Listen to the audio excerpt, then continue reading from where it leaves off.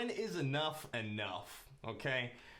I'm just going to go ahead and turn it on over because this man's got a lot to say. Mr. Michael Lewis, thank you for being here with us today.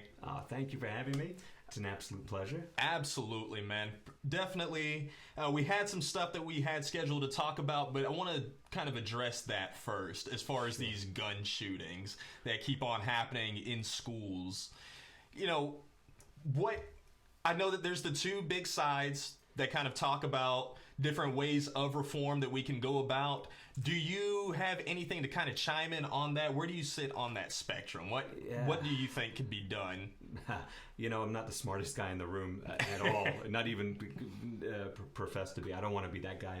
But so I don't know. I always think that in my head, in my brain, that I'm on the cusp of some great breakthrough revelation of how we can control this. And then I realize that is way bigger of a question than I'm even capable of. It's exactly. We've got to start asking the right questions. We've got to start making the right rules and laws when it comes to this. And everybody who knows me, they know I'm a gun person. I have guns. I think that, and again, it's my opinion, but I think that I'm responsible. I'm a responsible gun owner, and the military taught me how to be very responsible and be an expert with guns. Yes, it says so on the paperwork. They say you're an expert, so go ahead. You get a certain amount of whatever it is that we've taught you.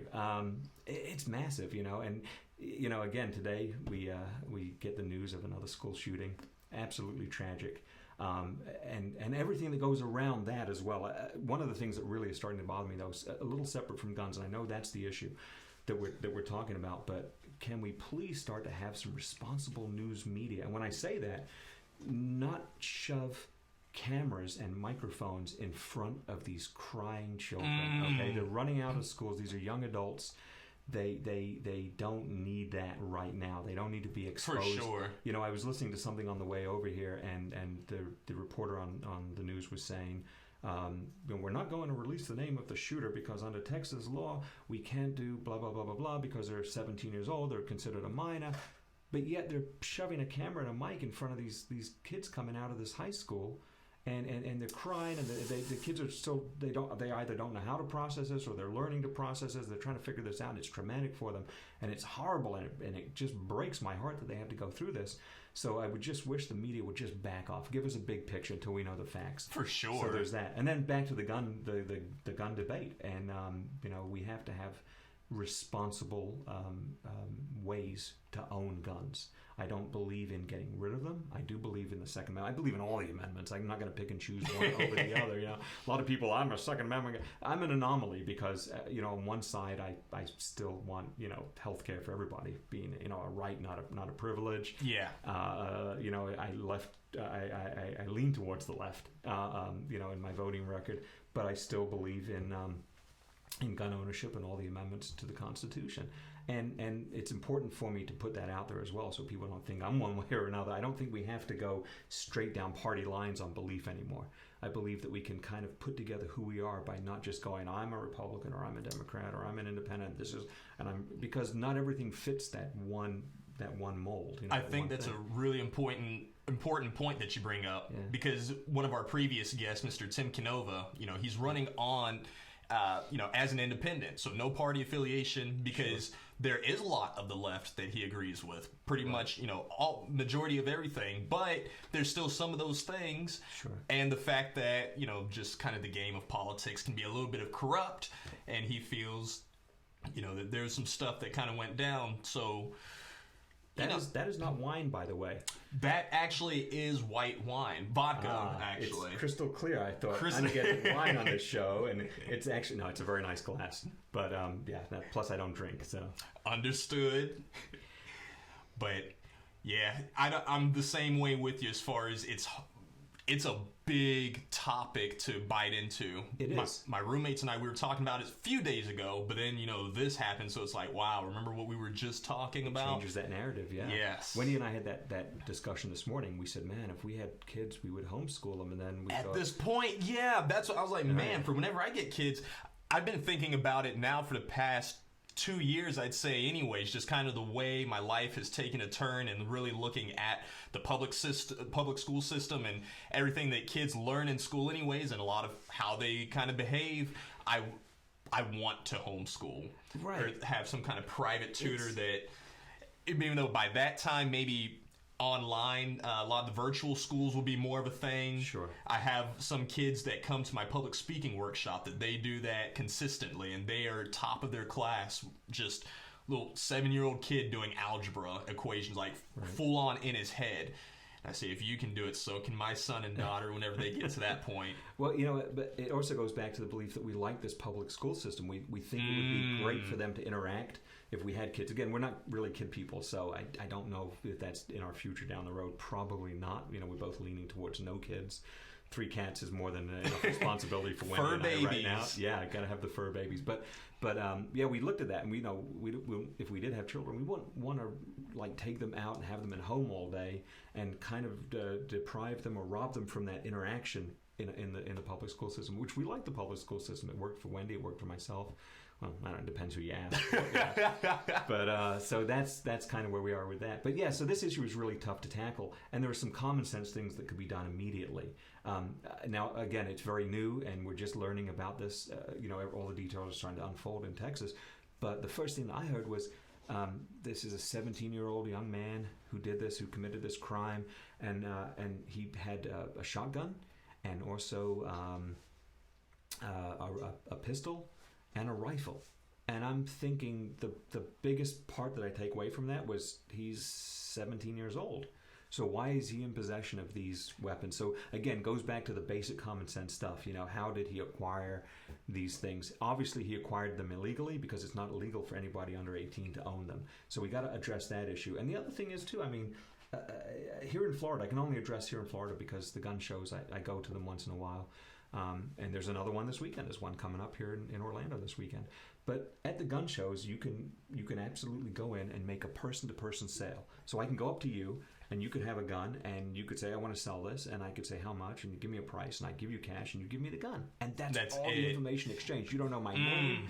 You don't know anything about me.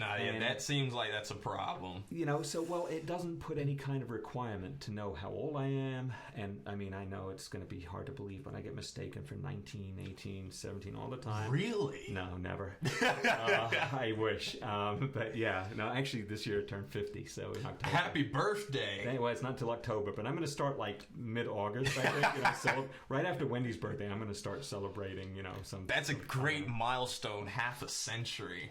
It is. And, man. And I just made it to a quarter of a century. I didn't know I was going to make it this far. But, I'd like to say something about that, too. It is so exciting to come into your studio today, your home studio, and see this process. And this really gets me super excited because a few years ago, this wasn't possible. You now have this platform that you can broadcast to the entire world. I'm not talking locally, not regionally, not across the U.S., but the entire world can see the message. Everywhere. And people have. I know. That's the greatest part. We always kind of look at the statistics of see who's commenting, who's liking, who's viewing, and it's amazing to see people in Australia and just, all across watching.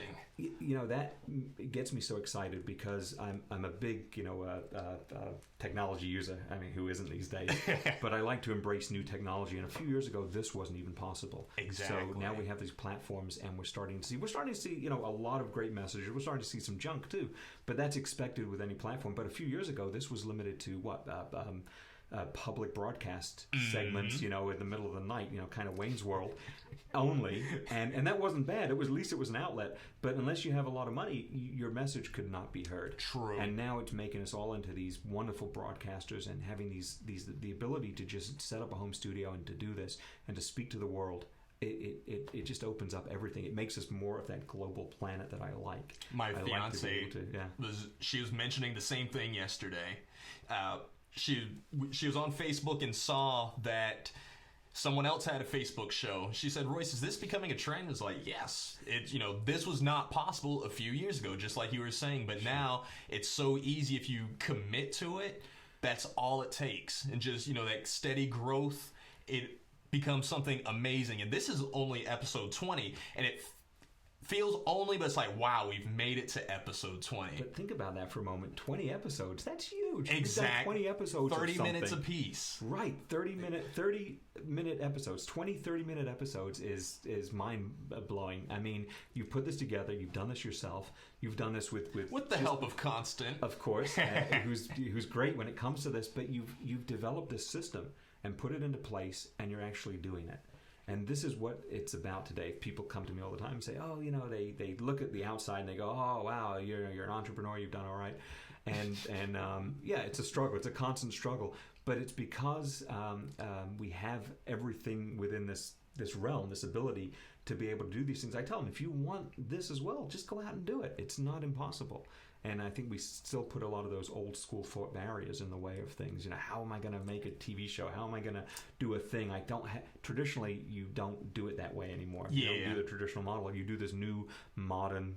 I mean, we have people broadcast right from their phone. Exactly. That's initially what I was going to do. Right. I was just going to do it from my phone, but 2 or 3 hours before I did that, Constant sent me a message and said, hey, what's your technical setup like? Right. And I said, I have a cell phone and an iPad. And he said, what's your address? I'm on the way. So, sure. And just kind of set us up with all of this. So, yeah. And this is great. And this, even though this is a lot, this is still a camera, a couple of microphones, some green screen, some background sounds.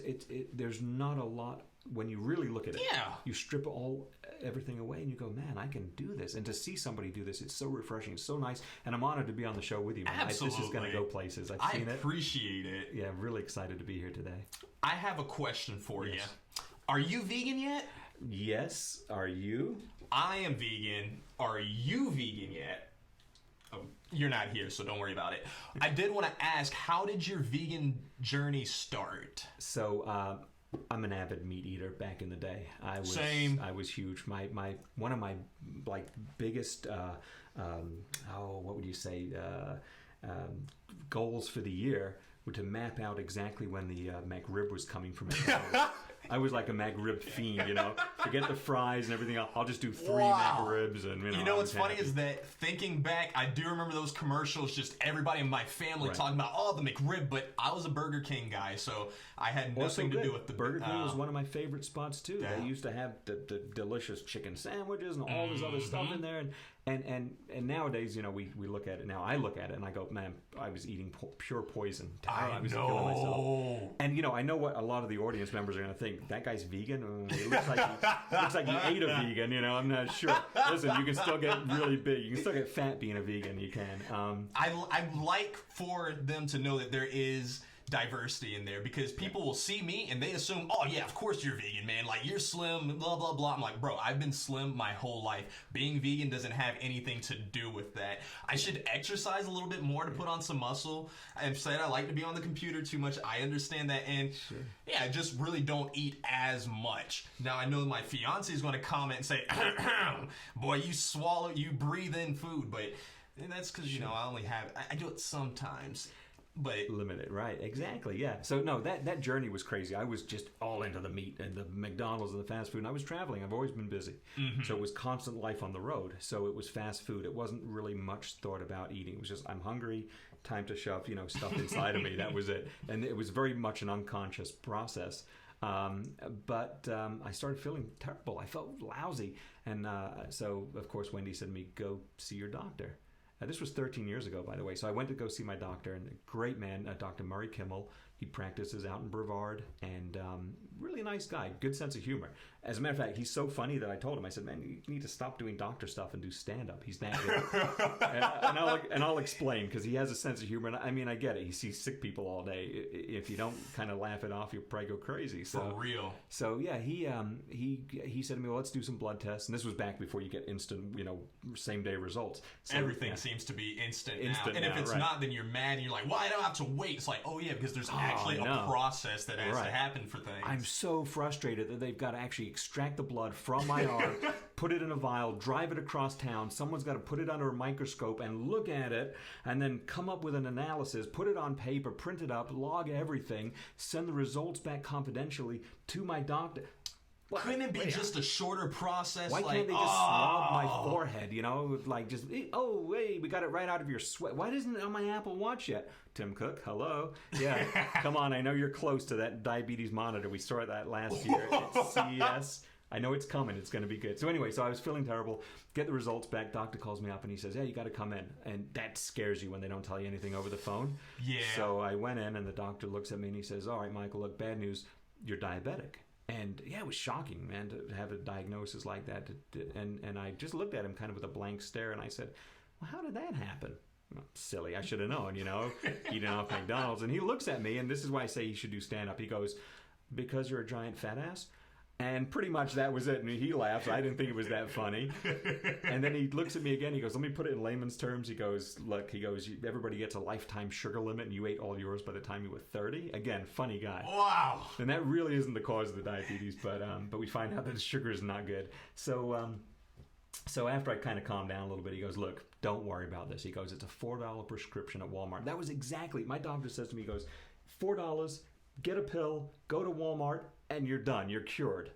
Well, you're not cured. You're still diabetic. You're now taking metformin that's going to kill your kidneys and your liver and end your life even quicker than diabetes. So I went home. I told Wendy the news, and she says, you know, I was really upset. And she said, look, calm down. She's always the voice of reason, but she says, calm down. Women relax. Usually are for us, if we're honest. Yeah, exactly. She said, just calm down, we'll figure this out. And she had a very good friend, Anne-Marie, who advised her on a few things, and we went to consult with her, and she's a nutritionalist and practices a lot of yoga, and she said, look, we got to cut out a bunch of stuff. And at first I was like, I'll stop eating meat, you know, I'll eat chicken, and I don't know. And then I finally said, fine, you know what, let's just get away with all meat. And now, back then, the thought wasn't the same as it is now. I wouldn't eat meat now because I'm not necessarily sure we're supposed to eat other beings. And I see these other beings, you know, cows and chickens and everything else, and I don't necessarily relate that to food anymore. I don't. That's really interesting because that's kind of how I started off. It started off with a totally different reason why I went vegan. Yours was health. Mine was spiritual. I just wanted to kind of get everything inside tuned and aligned. I wanted my morals to match with what I was saying. Sure. You know, I would always preach a message of, hey, let's stop fighting and killing each other, but we're actually doing that same thing to animals. Yeah, so that really kind of contradicted itself. So that was about aligning that, but... And, you know, as far as, have you ever heard of lucid dreaming? Yeah. Astral projection? Yes. Okay, that's why I also went vegan, just to kind of get more in tune and better with that as well. Sure. And I started that route, and eventually I wasn't sure if the whole vegan thing was the right thing, because I was like, maybe it's not. But people started educating me about the environment, about the animal slaughterhouses, and then I realized it was much bigger than just me. Sure. And that I really admired that your mind shifted from that, because I find that a lot of people who just go vegan, usually only for their diet, once their diet is good and everything's to go, then they kind of get off like, well, I don't need to be a full vegan because maybe now I can have cheese or I can have chicken or fish, things like that. They'll kind of like start letting things slip, saying because they've reached this level that it's good enough now. Sure. So I'm really happy that you know, and in all fairness, on the road, when I'm on the road, I sometimes occasionally eat fish. I limit it to like fresh caught tuna and salmon, and I know, and people say, well, what about those beings? You know, I'm sorry, fish are assholes. No, actually, I'm kidding. They're not. I'm trying to get away from that, but I do find when can't say that while I have water in my mouth, because it almost just... I almost did a waterfall, but you are on the road quite a bit. Yeah, I am on the road a lot. I mean, you just came back from Finland. Yeah. How was that? Freezing cold the first time I went. The warmest day was like minus 14. Whoa. Yeah, I know. What? I know. We actually. Why is that a degree? I don't even know if that's a number, a real number. Minus 14. I know the 14 sounds familiar, but the minus part, I'm not so sure.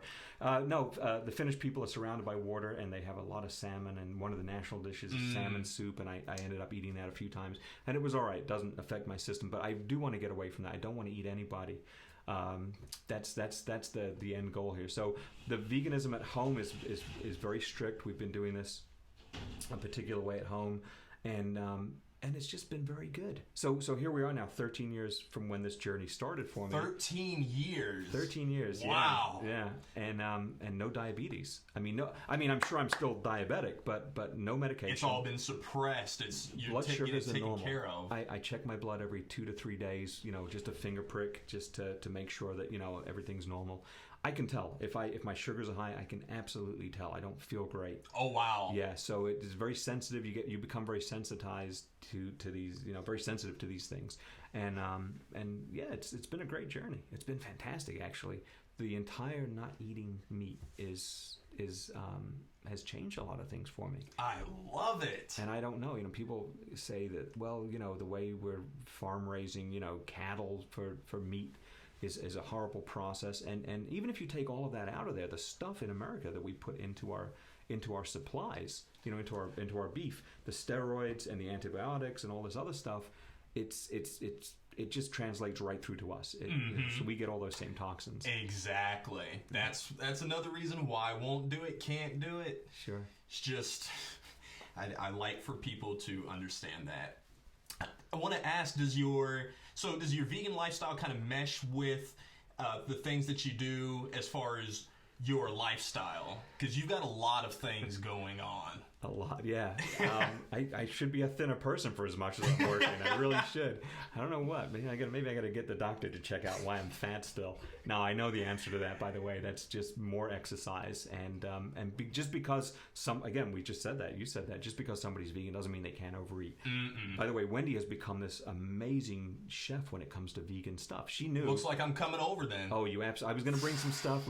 We were both busy and ran out of time. Oh, please don't bring that up again. This man, everybody, he was going to bring us here at the studio some vegan chocolate, and that's what I was craving yesterday. Was it muffins or brownies that you were We were saying? going to do muffins, yeah, chocolate muffins. That's exactly what I wanted, something nice and soft and chocolatey, because Amari, my fiance, says that she has not had any good vegan chocolate since she's been vegan, so she'll always give credit to a lot of the different meat substitutes and the cheese substitutes, but she won't mention chocolate to people if she's trying to tell them about being vegan.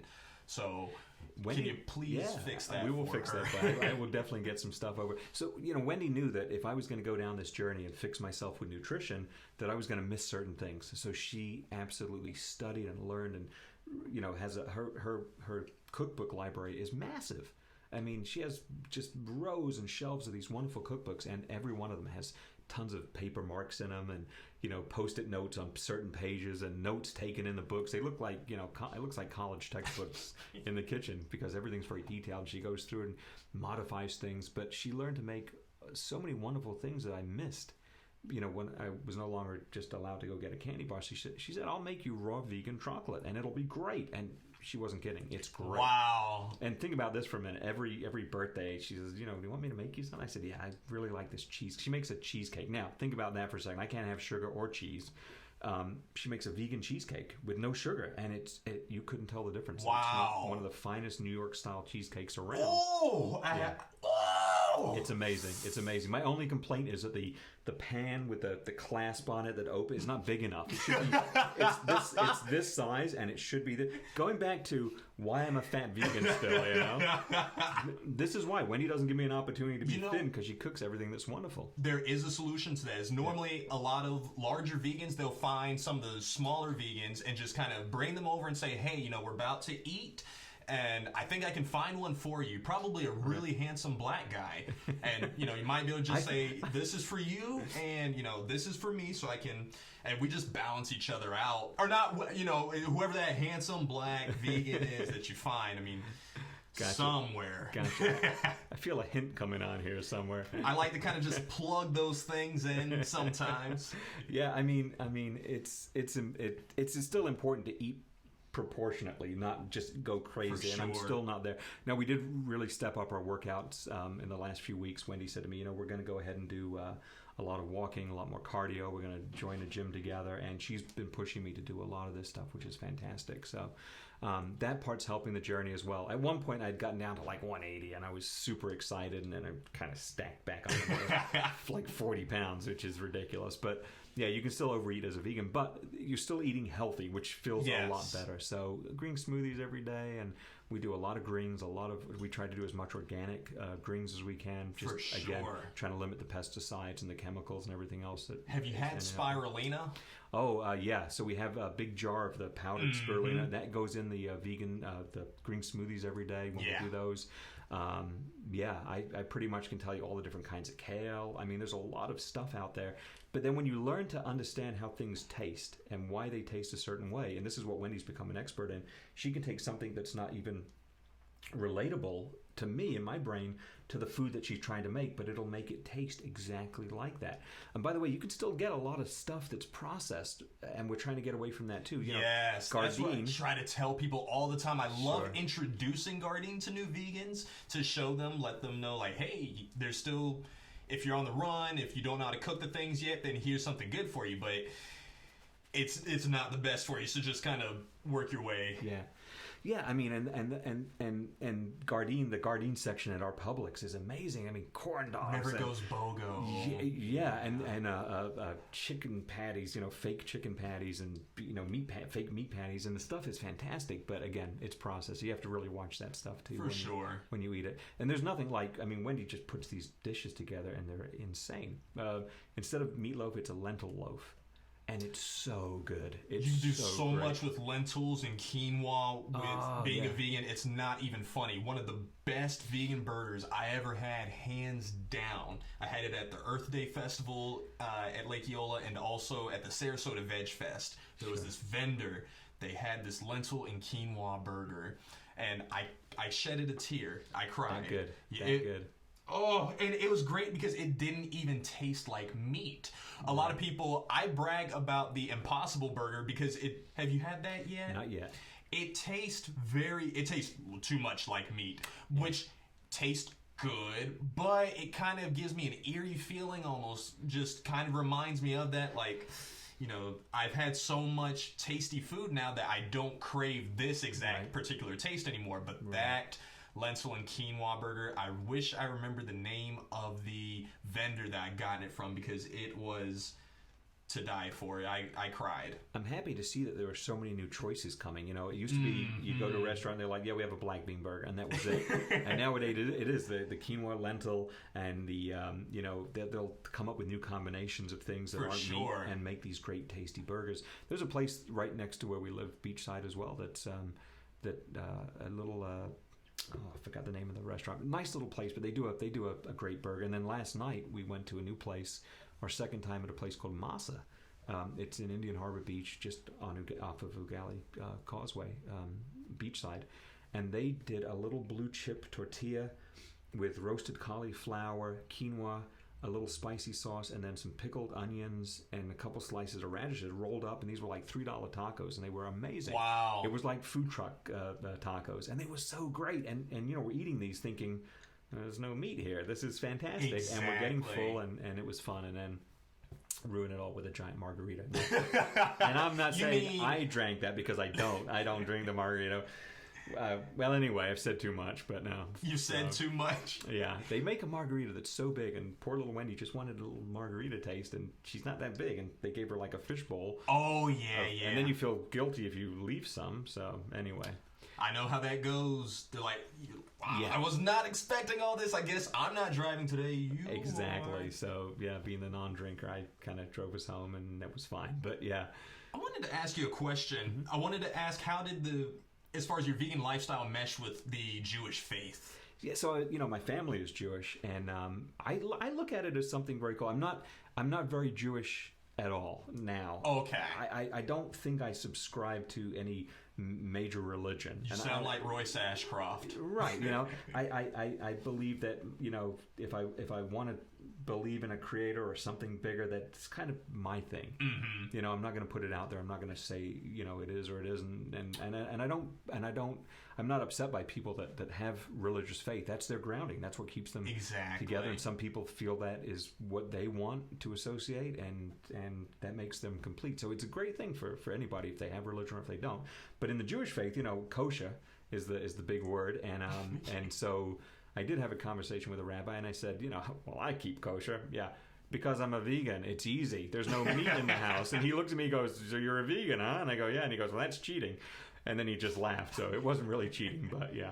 No, there's again, I think that goes back, the kosher laws go back to the ancient biblical times of not mixing the dairy products and the meat products together, not eating pork because it would, you could die of trichinosis. I don't even know what trichinosis is. I don't even think it's a thing anymore. I don't think anybody's died of trichinosis. Yeah, exactly. So I've never heard of that one. If any of you have gotten trichinosis, please let us know, because I'm really curious about. Yeah, dial into the show because we want to hear about this. Trichinosis. You've been getting a lot of love, by the way, in the comments. Thank you. A lot of love. I can't keep up. I want to give all that love back too. Thank you. It's so nice to be on the air. It's so nice to have this platform and to talk about stuff that is relevant to today's lifestyle and what we do. And the veganism thing is becoming huge. You were talking about a second ago. We were talking about the chocolate, the desserts. So Wendy and I, this was a couple years back. We were in LA doing a project, and we went to Rawvolution. That's the name of the Rawvolution, like R-A-W. Raw. Yeah. So it was raw food. So stuff not cooked over 118 degrees and vegan. I like that. But they had an amazing menu. We went there for the dessert bar. They had a sugar-free vegan dessert bar, and they had everything you could ever imagine. And again, ate too much of it. But it kind of proved my point that, if you really want to do this, if you don't want to eat sugar and you want to have vegan lifestyle, you can still do it and have and not miss anything. And that's really important. It's so important to That's what I try to let people know. I try to advocate that whenever they say, well, being vegan is too expensive. I'm like, actually, it shouldn't be. It's cheaper than getting sick. It's much cheaper than getting sick. You save money whenever your food literally becomes your medicine. Right. So now instead of having to buy all these prescriptions, because it would have started off with that $4, and then it just continues to have that snowball and then effect. Something to help the blood pressure and something. And that was the other side effects to this thing. Going vegan, no high blood pressure. Obviously no diabetes, sugars were in check, everything was in check. So here we are at nearly 50, October again. I know I keep pushing that, like I'm expecting somebody to send a prize to the iPhone. I don't know, but so here we are at 50 and I don't need glasses. And that's amazing. Yeah, and I feel great, and I'm probably going to get a little flack at home because Wendy goes, did you miss the exit? And I might be squinting a little bit, but no, seriously. Here at 50, I feel terrific. I don't know what I'm supposed to feel like at 50, so, Feel like you're 19. That's what I like to tell people, that, I still feel like I'm 19, I'm 20, whatever. Even though the suits always throw them off. They're like, bro, I thought you were like a dad or something at 35, 40. I'm like, whoa, that's... Black V-neck T-shirt. I keep it simple. That's the way. I'm kind of going from that, the Steve Jobs, Einstein kind of thing without the brain of those guys. I have thought about that so many times. And even with the suits, I was thinking about making it more simpler. Just having a black suit, white shirt, and throwing a different tie with it each day. No, this is working for you. This is good. This is good. And then I look in the mirror and I'm like, wow. And then... then that thought goes away. I do have a suit. I have one suit. I call it like the wedding funeral. The wedding and funeral suit? Yeah, it's like, you can change the tie combination. A little festive, it'll go brighter. A little more somber, we'll go with a darker color tie. And, it can even go with a black shirt for the evening club attire. But I feel guilty wearing the wedding, wedding funeral suit to a club. So, I'm kidding. I don't actually go to clubs. It's been a while. That's what I want to say for my life as well, too, because sometimes, occasionally, a friend will say, hey, we're going here. At this point, I've gotten really good at just turning it down, saying, no, especially now with the show and everything going on. I'm like, no, I definitely cannot go out with you all, because really, I don't like being in environments too much that I can't hear the person who's right next to me. It just does something for my... Well, and that's important too. I think when you go out, you want to enjoy yourself. But I noticed that when I was younger and I'd go to these places to meet somebody, I'd scream, you're yelling at them, and it doesn't seem like a great way to start off a conversation at all. But they are fun if you want to go dance and have a good time. It's just, again, I think the way Wendy and I work, especially, we're so busy. Our days are never less than 12-hour days. It feels like. At this, but then again, it doesn't feel like that as much as it. When we look at the time and go, wow, it was 8 o'clock a few minutes ago, and now it's 5. We look at that, and then we say, what happened? Well, we enjoy what we do, so we don't. The day it feels so fun, and we feel accomplished at the end of the day. Same here. Doing this show, I get, seeing that this is episode 20, usually takes about 3 hours to get everything set up and get you here, get on the air talking and wrap up, clean up. But those 3 hours, and even beforehand, sending messages out, just letting people know, like, hey, I'm putting the show together. Can you please be a part? And just all the other little passion projects that I have going on. Sure. It's so fun. And whenever I do have to do something that's miserable, I'm working on cutting all of those things out. I always try to make sure everything now is in alignment with, who I feel Royce is as a person. And I had to use myself as third person because, I don't know. What's his name? That one actor. He plays in a lot of movies. We're going to play a little guessing game here on the Royce Ayers Show. Could be a new version of the Kevin Bacon game. I like this. I like where this is going. He's the one who's always in memes in purple, and he does this pose. Charlie in the Chocolate Factory. Gene Wilder. Gene Wilder. He passed away, I believe it was last year. Yeah, he passed away last year. Then it's not Gene Wilder than I'm thinking of. But they still use him. They still use him in the Willy Wonka, the Willy Wonka purple outfit, maybe. Perhaps. Why did I? Yeah, I thought he with the top hat. Johnny Depp. Johnny Depp, still alive. He's still alive. He did the remake of Willy Wonka. Okay. Can you tell me just a little bit more about Johnny Depp so I can make sure that this is the right? Started with Bill and Ted's Excellent Adventure, and then went on to be the Matrix. The Neo in the Matrix. Great movie.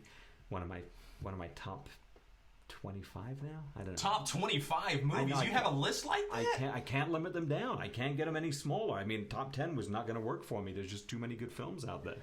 Yeah. Wow. Yeah, the first 10 is like anything by Quentin Tarantino. That's it. There, you want my top 10? There's anything by Quentin Tarantino. No, there's a lot of other great directors in there too. A lot of good movies. It's the one guy... Amari knows who I'm talking about. I was kind of hoping she would have chimed in by now and said... Maybe it is Johnny Depp. Well, I don't even remember what the actual point was why I brought him up. So let's just move past that. Let's just move past that. And I wanted to ask you finally, as far as just your vegan lifestyle with all of because you're the owner of Studio One. That honestly, I got to clap it up for you for that. Because the first time I went into that studio, my jaw dropped. I'm not lying.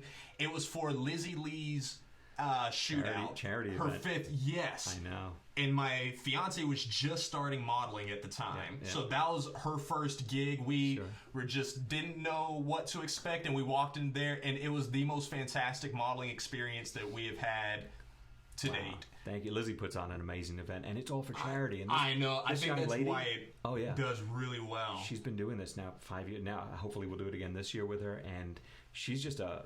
I probably overused term, but she is just a wonderful human being. Yes. She is just she is absolutely selfless. This young lady is absolutely selfless. She's in the medical field. She's studying to get into the medical field, and she's been really hard at work doing this, and she's just lovely. I've never had an interaction with her that hasn't been stellar. And she's modeled back in the day. We did a lot of modeling stuff together, and she always had this terrific look, and it was just wonderful. She is just super sweet, and we love to support her with that. So I hope she does it again this year. She always raises money. If she does, I'll be there. Nice. I will definitely be there.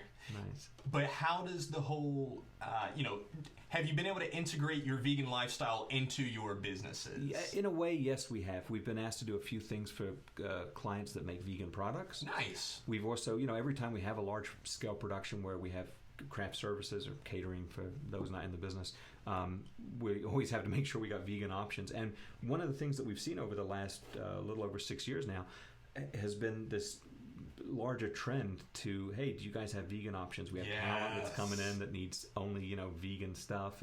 We have crew that's vegan, especially if they come from the West Coast or New York. There's a lot of vegans that are in production that work in the business, and we're seeing more and more of this. So that part of it's become part of Studio One now. We've been offering craft services from companies that can accommodate both Wendy and I, and we've also made a lot of the folks that work with us and work for us, we've made them try things. I shouldn't say that. We haven't taken them back and beaten them till they eat the vegan food. You will drink the green smoothie or else. No, we don't do that. But we've tried to help a lot of people. And then also like a shout out, one of our studio managers, Anthony. He had some really bad neck and back injuries. Had some surgery to fix that, was in a lot of pain, and we tried to get him on some things that were vegan that would alleviate, swelling, congestion in his system, and start to kind of inflammation. That's where I was going. Start to relieve some of this inflammation that helped his pain a little bit too. Same thing with me. Whenever I had my motorcycle accident, it took over a year, but I wasn't vegan at the time of the crash, and I went vegan a year in, and near immediately the inflammation started going down. My wrist started to feel a lot better, and even went back to the doctors one last time and said, hey, my wrists are feeling a lot better. They're like, well, I guess you're not going to need that other surgery, because even one of the pins came out by itself, which was really weird. It scared me at first, but whenever it came out, I could move my wrist again, and it was like, it's a miracle. So it's funny you say that. So I injured my shoulder capsule a couple of years ago. And my doctor said, well, we can fix that with surgery. And I went back to Wendy and I said, we want to do surgery. And she said, no, surgery is never a good option. Let's see if we can do this holistically. Let's see if we can do this through nutrition and exercise and smart things. So we learned a couple of band exercises to strengthen it. I mean, it was at the point where I had to hold the towel rack and back away to put deodorant under this arm. Wow. Had absolutely no mobility. Couldn't raise my hands above my head. And then, we let it go, and it's 100% now. It's 100%. And the advice from my doctor is don't lift heavy things over your head at a certain age.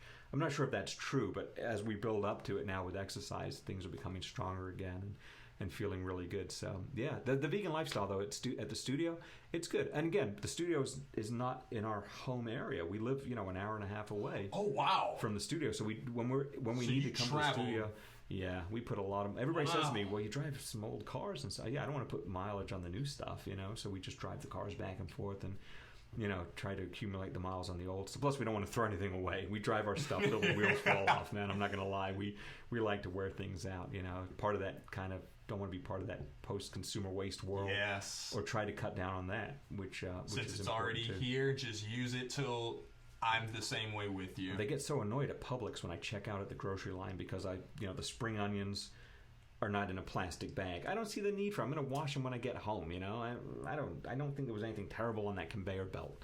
Exactly. And you just rinse them off. It takes a few seconds. Right. It's not the end of the world. Yeah. Man, Mr. Michael Lewis, it has been an absolute honor having you on our show today. Thank you. We went over a little long today on purpose, everybody, because this man, he's a wealth of knowledge and he's funny. So, yeah, I wanted to do that. Mr. Michael Lewis, thank you so much for being on. I wanted to say just one last thing. Yes, sir. I know we're reaching a pretty good size audience, and there are some people that are watching this that need to listen. But listen, Flint still doesn't have clean water. So anyway, that's I don't want to bring it down, but it's important to note that. True story. I saw a meme about that a few days ago that, and I was like, are you serious? And it's things that we tend to forget because we're far away from them, even though we're here in the same country, but still. Yeah, Wendy's from Michigan, so Flint is in Michigan, and man, it's a crying shame. It would take a few $1 million to get in there and fix this thing. But people still aren't listening. And I know Michelle Wolf made this comment at the White House Correspondents' Dinner. She said Flint doesn't have clean water, and I know a lot of other people are saying this thing. A lot of people that have a lot more followers than I do, but huge amount of followers than I do. But it's important to keep putting things out there that mean something to us. And the fact that we still have a city without clean water, is drinkable water, weird. is terrible. So anyway, I just want to put that out and not to get too crazy political. But anyway, you are good to go, man. And thank you, man. Thank you. No, thank you for being on the show. Thank you, and thank you all for joining us as well today. Really appreciate it. I love having you all here each and every single day with us on the Royce Airs broadcast. Love to have you in the interview seat or potentially sponsor us because we need some extra money so we can have some AC running while we're doing the show. Message our Facebook page at Royce Airs 17 and please subscribe to our YouTube channel. We met our goal yesterday. I was hoping that we'd get 20 people to subscribe and we're at over 50 now. So, yeah. If you have some friends or some family who are right around with you, please tell them to go and subscribe to my YouTube channel as well, too. And I look forward to our guest on Monday, Mr. Phil Santos, the owner and founder of Body Talk here in Central Florida. Thank you so much for being part of the show, and best believe we look forward to seeing you then. Have a great day. Royce Ashcroft signing out.